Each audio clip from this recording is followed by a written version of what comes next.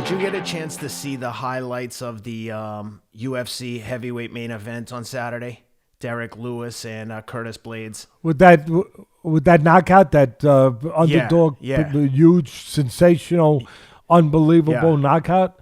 Boy, that could get. I tell you, that's forcing me to say this, and they do a good job. But that's where you really need good referees, guys that are really, because in that sport, a guy goes down and that guy's jumping right on him. It's up to the referee, not the fighter. It's up to the ref because he's locked in. I mean, this is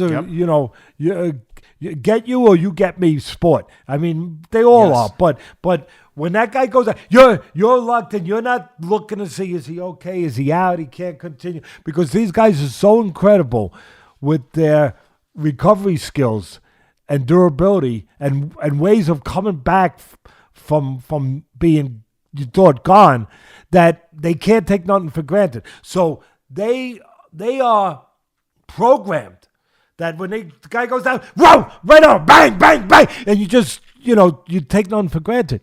You just got to keep going, and until the referee, tells you no, it's okay, it's over. It's the guy's gone, and again, that's really what it is, and it's nothing bad on the fighter of malice. It's just that's the game he's in, that's the business he's in.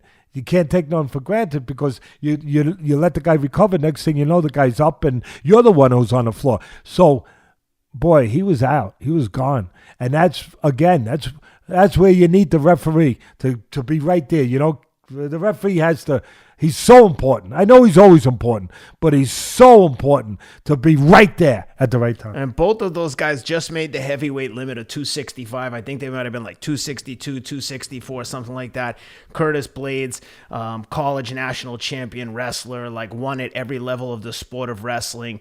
Everyone knew what was coming. After the fight, he shot in. Derrick Lewis caught him with an uppercut.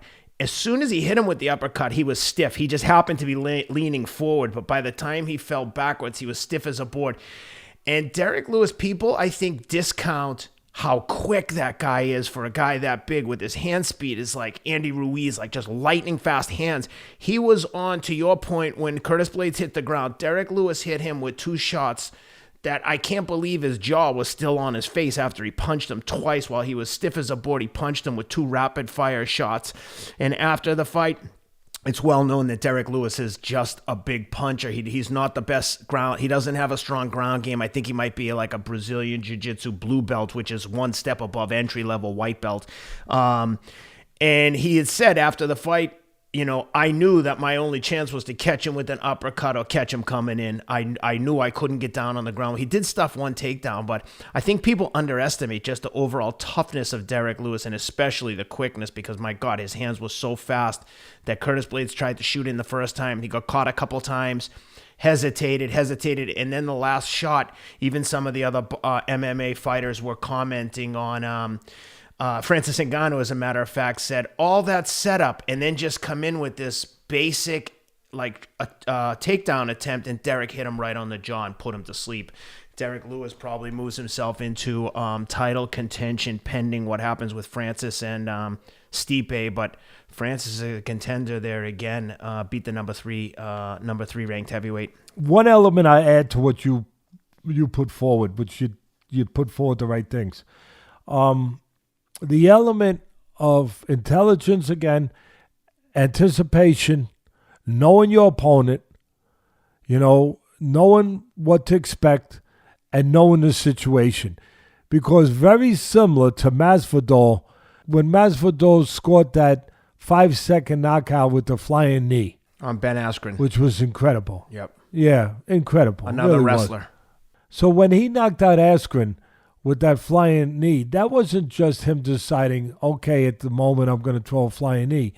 The brilliance of that, the genius of that with Masvidal was that he understood the style of Askren, that he's mostly a guy on the mat, a wrestler, and he's going to look to go to the floor, not stand and strike so much, and that he's going to look to go low.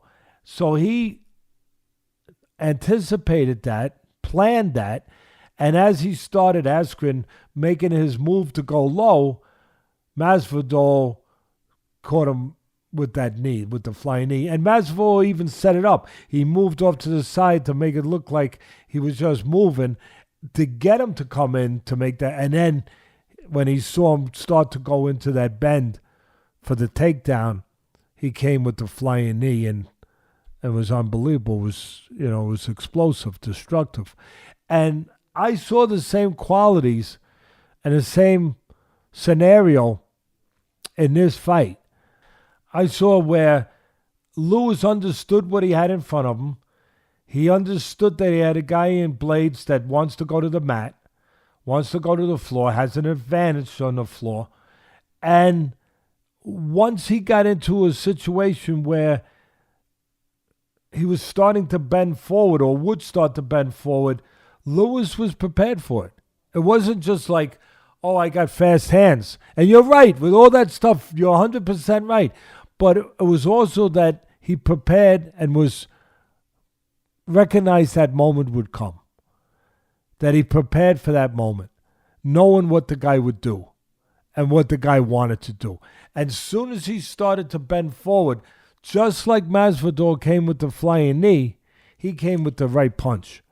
He doesn't have a flying knee.